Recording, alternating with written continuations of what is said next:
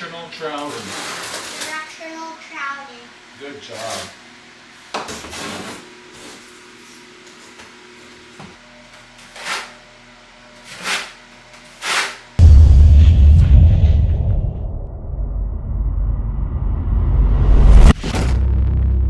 Welcome to the channel, everybody. This is part 3 of a curbless shower bathroom remodel, and in this episode we're going to dry fit our floorboard, install our shower pan, install the floorboard, and finish off with the drain install.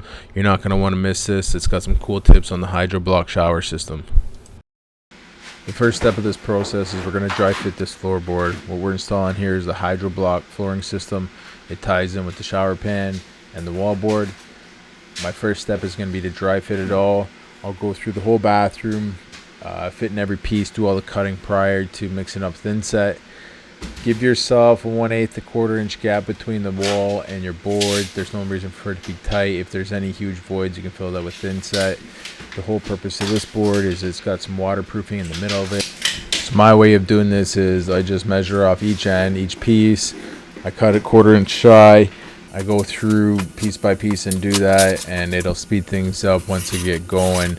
My preferred way is just use a utility knife, but not one of those snap blades. It's a thick blade, and a square, T-square, level, whatever you got in your toolbox, and just go through, take your time, cut your pieces nice and square. Pay attention to your layout. I do a staggered insert, so what that is 50-50. Not having all your joints tied in one line, just helping to prevent any deflection. My way, it probably took me about 40 minutes to do this. Just there's no reason to rush this, and as you're going through this, just double check your floor, make sure that you didn't miss anything there. Double check your plumbing placement, because once you lay this down, it's just going to get harder and harder to make any changes. So now that I give you a little brief description on what we're about to do, I'm going to time lapse this. We'll speed it up, follow along, and we'll catch up in a couple minutes here.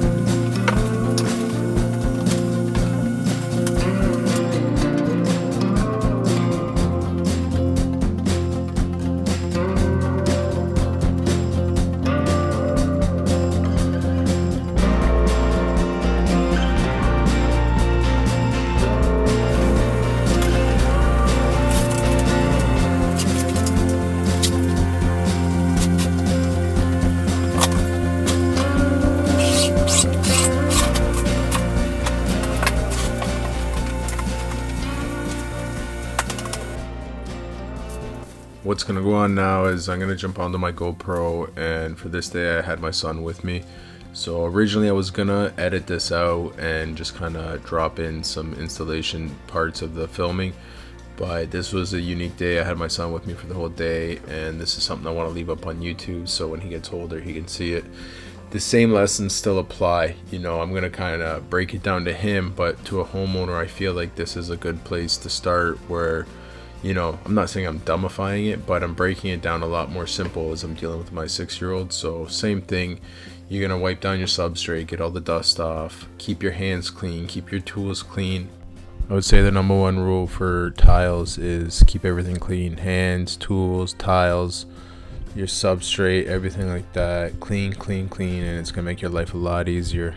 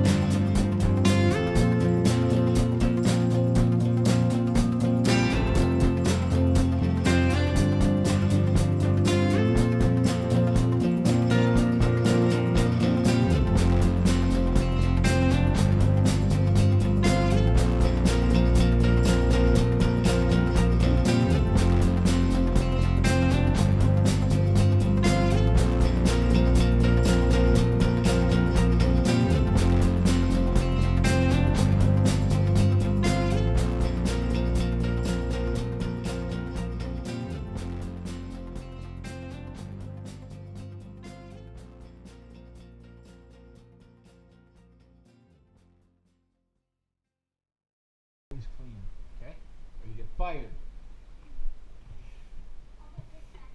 No? Which one? Yeah, you can put that back in. So then we take the scooper. Look it. See how much I can get on there? Okay, wait. I'm gonna put.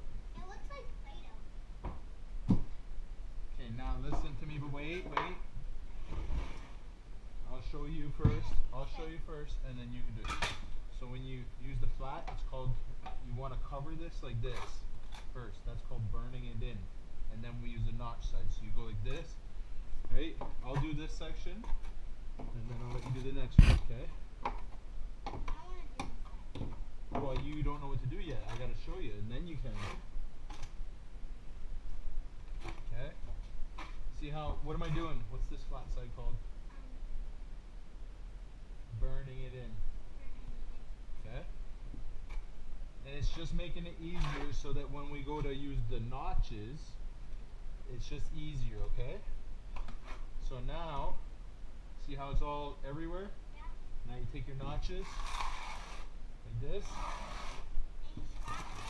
It's called scratching or notching, and you want to make sure it all goes the same direction. It's called directional troweling.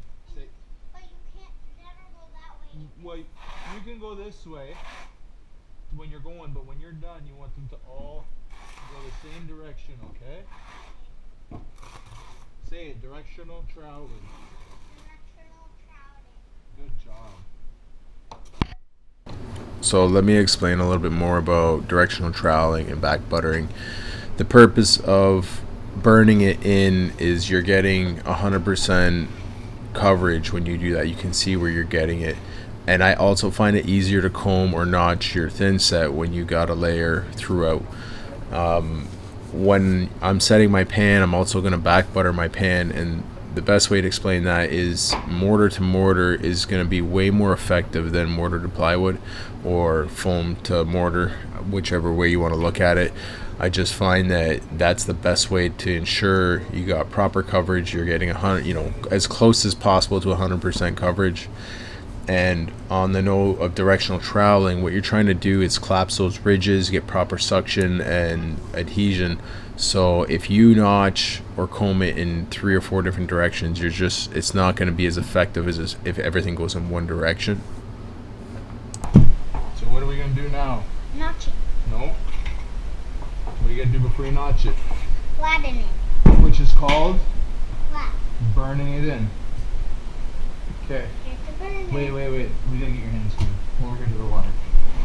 So You said you don't want my hands getting in the water. that's okay. Don't get them. See this? Don't put that below the water. Okay, rub them. Get all that off. Let's see. Pretty close. Okay, come here. Let me see your hands. I run a tight ship. No dirt on my tools, bud. People get fired for that. Okay? Okay. Okay. So if I get any stuff on your tools, I will be fired You'll be fired. forever? No, just for the day. Okay.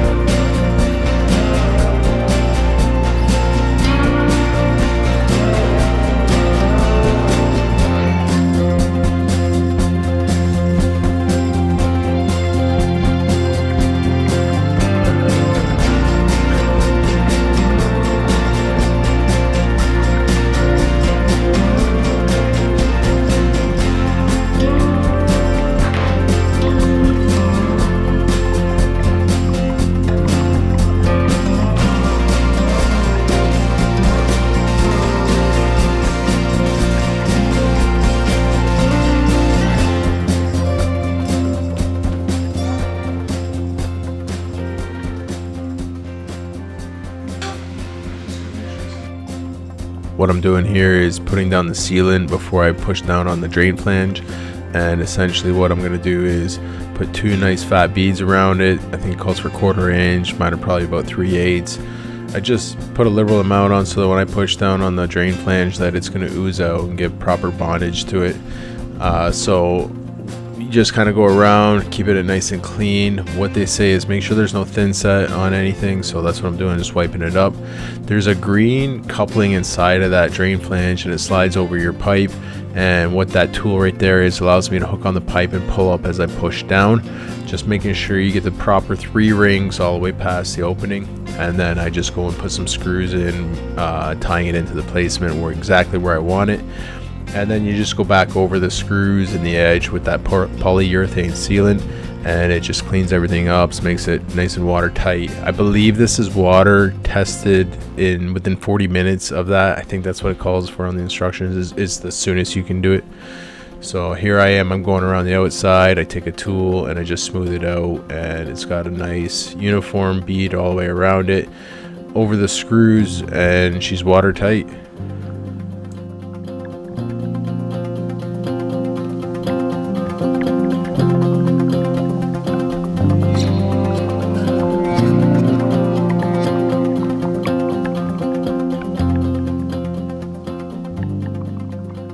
The next step is setting the floorboard, and what I've done is wipe down my substrate, clean up any dirt and dust, and I'm just using a scooper, getting a nice amount of thin set out onto the substrate, and I'm just gonna burn it in and then comb it in. I'm using a 1/4 inch notch trowel, maybe a 3/8. I'm not entirely sure, I forget. It's been so long since I did this install. So I just go through, burn it in, comb it out, and just follow throughout the whole bathroom. This is how the whole floor, all the floorboard goes in. Afterwards, you're going to put in a screw and a washer, and what that does is it gives that you got a mechanical bond and a structural bond. So the only other step, and you'll see it coming up, is you clean that edge of your shower pan, and you're going to put a bead of polyurethane sealant in there. There's a flange on it, and you just slap your floorboards over that, and it just ties it all in, and then you'll put a mesh over that polyurethane sealant over the mesh, spread it out, giving it like a 2-inch lap, and it'll be a watertight transition.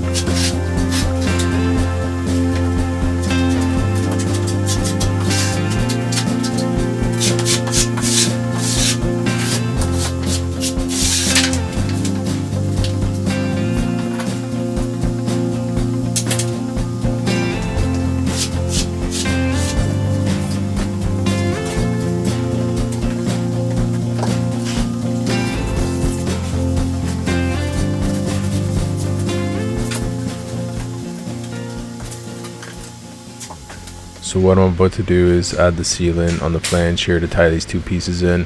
Just gonna run a nice 1/2 inch bead across that green flange that you see. Also ensuring that there's no thin set there, making it a little harder for it to bond. So you want foam to foam with polyurethane in between. So I put 2 nice liberal beads across here, and then I'll drop that piece in. And the next step you'll see is I'll add more sealant. You can see it ooze up there, and I'll add more sealant to it. And what that'll do is just give me a backer, and I'll put a green mesh down. It's just a tape for the joints. It ensures that it's nice and stiff. It ties it all in properly, and hopefully prevents deflection. So what I've done here is I've just taken a putty knife, I've smoothed it out, added a little bit more, and then I'll add that mesh in there and smooth that out. And you'll see there's a nice about 2-inch lap there after when I'm getting all done with it.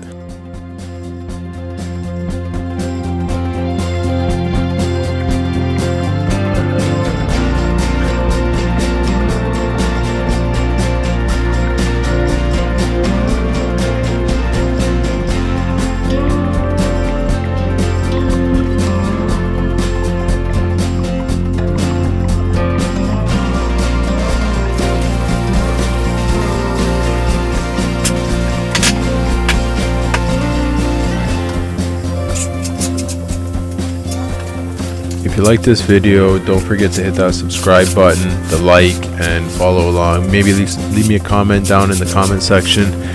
Yay or nay, did you like this, the time lapse? I know I kind of drug out a bit with my son in there. If you want to see the previous 2 episodes, click that link there up in the top, and I hope to see you on the next video.